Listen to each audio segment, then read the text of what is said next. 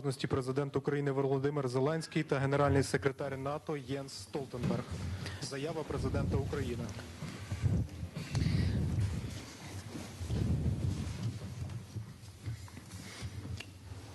Дуже дякую. Дорогі Єнсе, шановні присутні, шановні журналісти, я радий вітати в Україні генерального секретаря НАТО, радий нашій змістовній розмові. Сьогодні це вже розмова де-факто союзників і питання часу, коли Україна де-юре стане членом Альянсу. Ми робимо все, щоб наблизити цей час.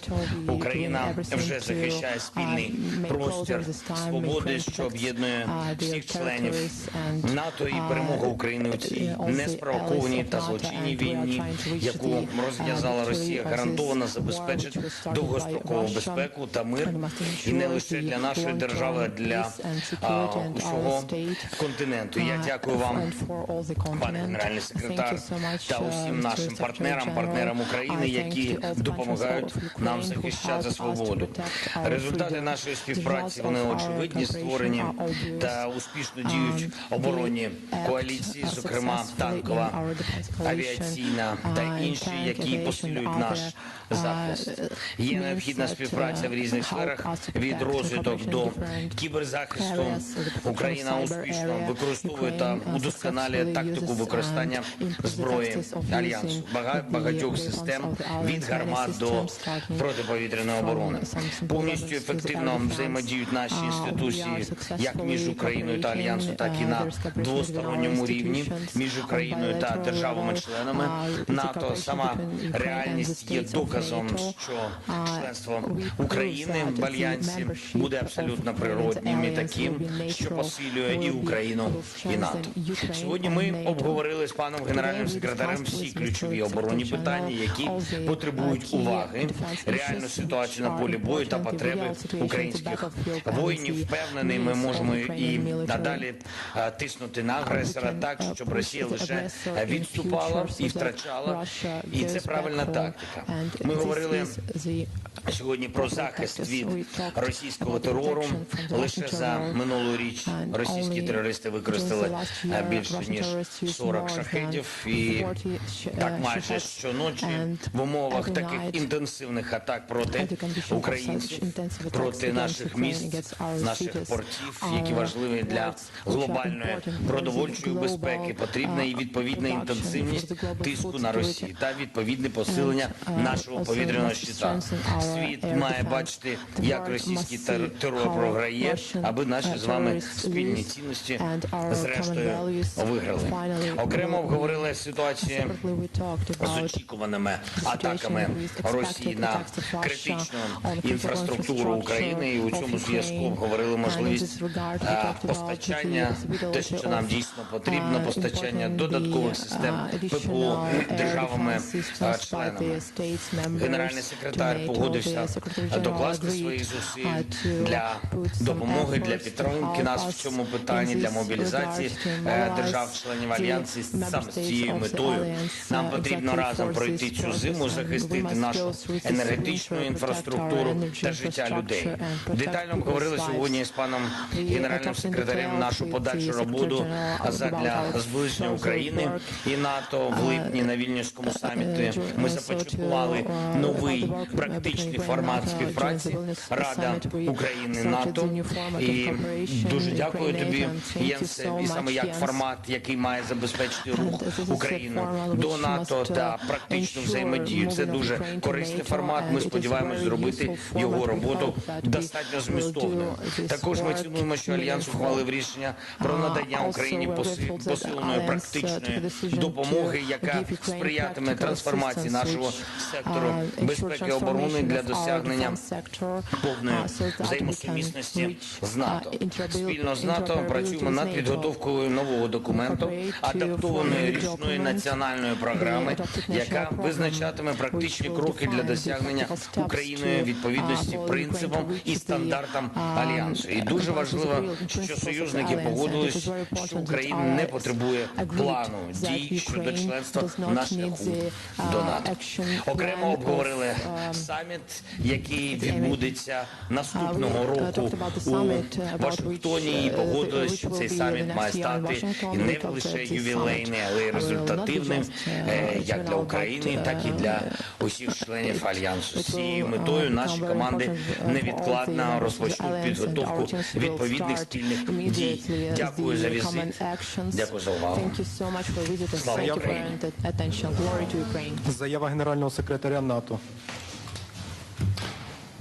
President Zelenskyy, my dear friend Volodymyr, thank you for your warm welcome, and let me begin by paying tribute to your inspirational leadership, the heroism of your armed forces and the dignity of the Ukrainian people. It is an honor to be back in Kyiv, capital of the great nation of Ukraine, and today a city with a special place in the hearts of the free world. When I was last here in April, we discussed our preparations for NATO's Vilnius summit and your preparations for the counter-offensive. Today, your forces are moving forward. They face fierce fighting, but they are gradually gaining ground. Every meter that Ukrainian forces regains is a meter that Russia loses. And there is a stark contrast. Ukrainians are fighting for their families, their future, their freedom. Moscow is fighting for imperial delusions. Ukraine has strong backing from 31 NATO allies and many partners. In total, more than 50 nations support and supply you through the Ukraine Defense Contact Group.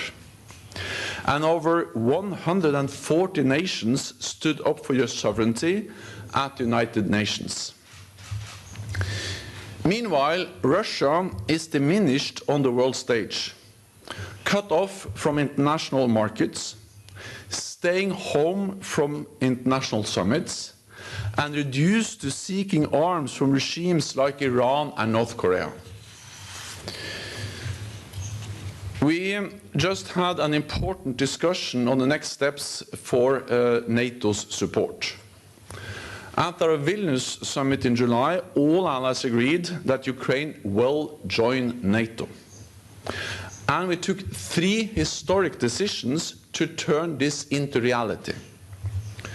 First, we shortened your path to NATO from 2 to 1 step by removing the requirement for a membership action plan.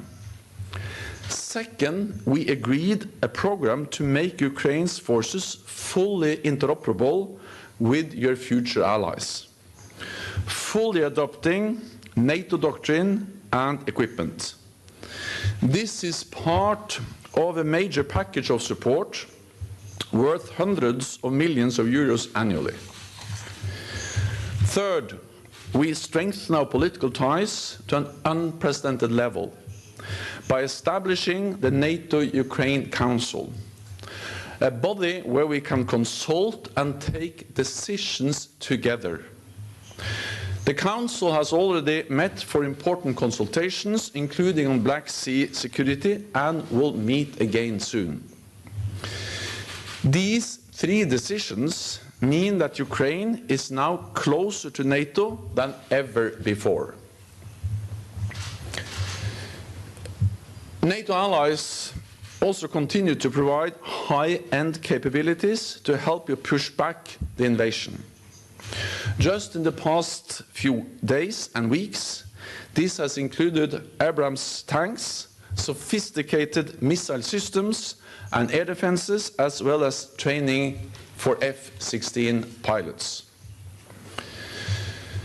This is a collective effort by all NATO allies with equal burden sharing. Of nearly 100 billion euros in military support committed to Ukraine since the invasion, around half has come from the United States. And the other half has come from European NATO allies and Canada. I also welcome your announcement that Ukraine and the United States plan to jointly produce weapon systems, including air defenses. And I look forward to further encouraging news from tomorrow's International Defense Industry Forum here in Kyiv.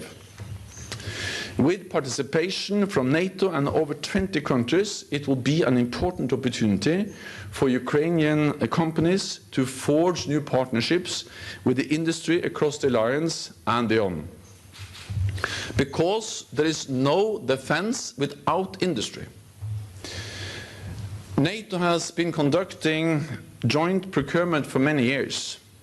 Today, I can confirm that NATO now has framework contracts in place for 2.4 billion euros worth of key ammunition, including 1 billion euros of firm orders.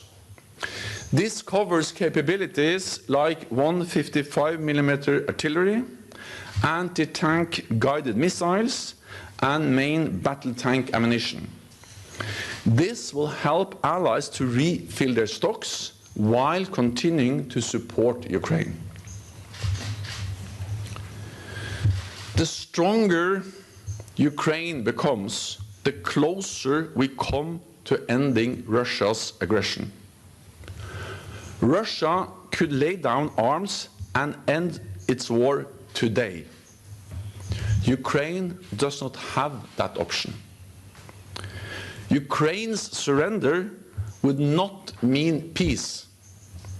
It would mean brutal Russian occupation. Peace at any price would be no peace at all. Ukraine needs a just and sustainable peace. And I therefore strongly welcome President Zelenskyy's 10-point plan to achieve that goal. So, Mr. President, Ukraine's future is in NATO.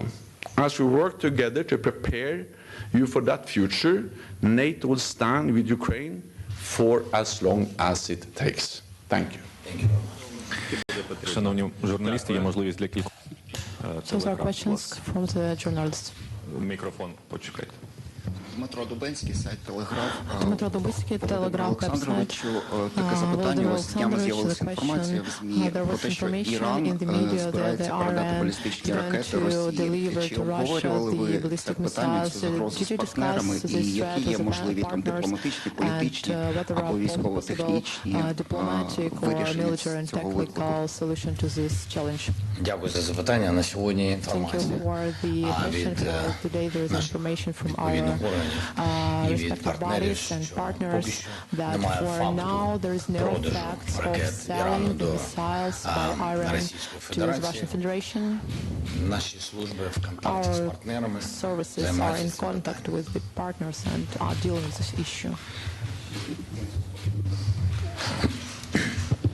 Прохання два запитання одразу. Пане Єнсе, таке запитання. Чому реакція НАТО така доволі млява і пасивна на інциденти, коли Росія здійснювала обстріли території України і уламки ракети впали на території Польщі, також залітали шахеди на територію Румунії? Чому реакція НАТО завжди така доволі млява і чи немає планів у Альянсу, у країн, членів Альянсу, для того, щоб пришвидшити допомогу Україні на цьому фоні? Тому що були заяви відповідні від НАТО, що НАТО не збирається ні з ким воювати, не збирається йти на конфронтацію з Росією. Чи є можливості пришвидшити там військово-технічну допомогу для України в цьому контексті? NATO has strongly condemned Russia's brutal war of aggression against Ukraine. It inflicts heavy costs on Ukraine, and loss of lives and material damage. But this also, of course, represents a huge risk to all NATO allies. And therefore, we have, since the beginning of the war, actually before the invasion, provided substantial support to Ukraine and stepped up since the full-scale invasion last year. I am constantly urging allies to do even more, to speed up delivery, to ensure not least air defenses, and also to work on how to ramp up production so we can continue to provide support to Ukraine. Then regarding the debris from drones in Romania, we don't have any indication that this is a result of any intentional attack by Russia against Allied territory, but Russia's war and reckless strikes close to the Romanian borders are reckless and are destabilizing. There should be no doubt that NATO is there to defend all allies. We have therefore significantly stepped up our military presence in the eastern part of the alliance, including in Romania, with more troops, with more air policing, with more surveillance, and also with different capabilities that has enabled us to closely monitor the situation along NATO's borders. And the recent deployment of additional several F-16 fighter jets as part of NATO's air policing by the United States in Romania just adds to our presence in Romania as a result of the destabilizing and reckless military actions of Ukraine close to NATO borders. Друге і останнє запитання. Second and last question, BBC. Hi, James Waterhouse, BBC News.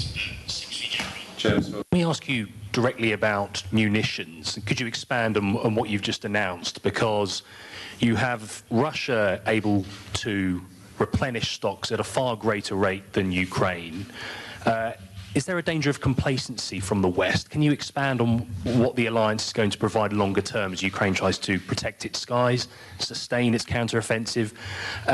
And of course, Russia is going to look to replenish as well in these winter months. And Mr. President, can I ask you about Admiral Sokolov? After last week's attack on Sevastopol, your secret services said he was killed, one of 34 officers. The Kremlin is trying to assert that is not the case through this unverified footage.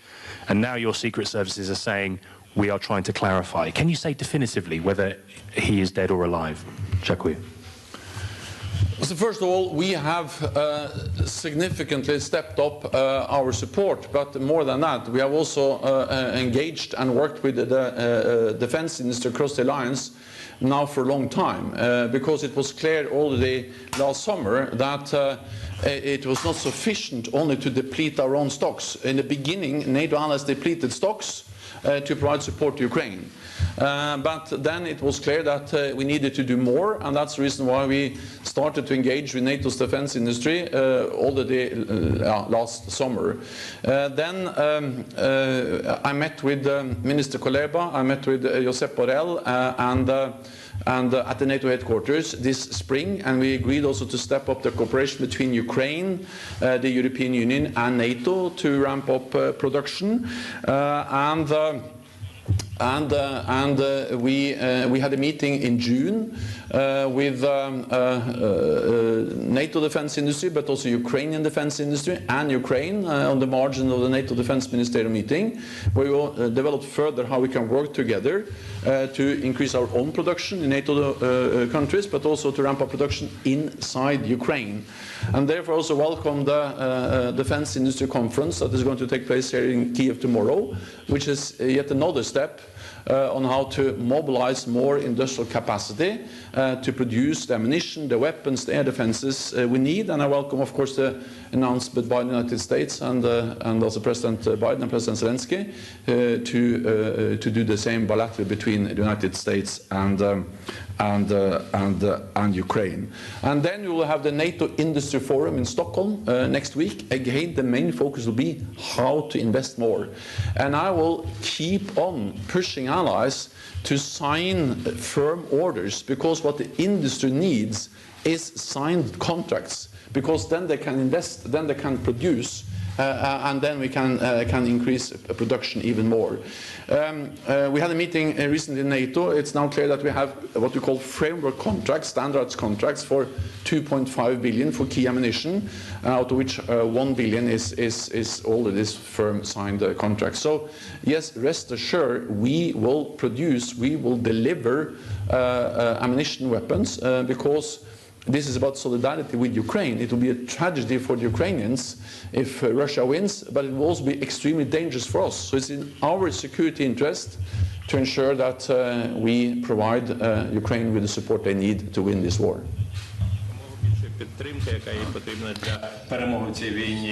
Thank you for the question. You know that Ukraine uses all the means and efforts and our legal efforts to return the control over the whole territory of Ukraine, each attack against our energy infrastructure, against our civilians, against our people, all the attacks, including energy. We believe it is a threat to our national security, and we analyze what Ukraine can do, and so we take the sensitive steps in the territory of Ukraine. And I will ask our bodies regarding your questions. Дякую. На цьому прес-конференція добігла кінця. Дякую. Thank you. The press conference is over.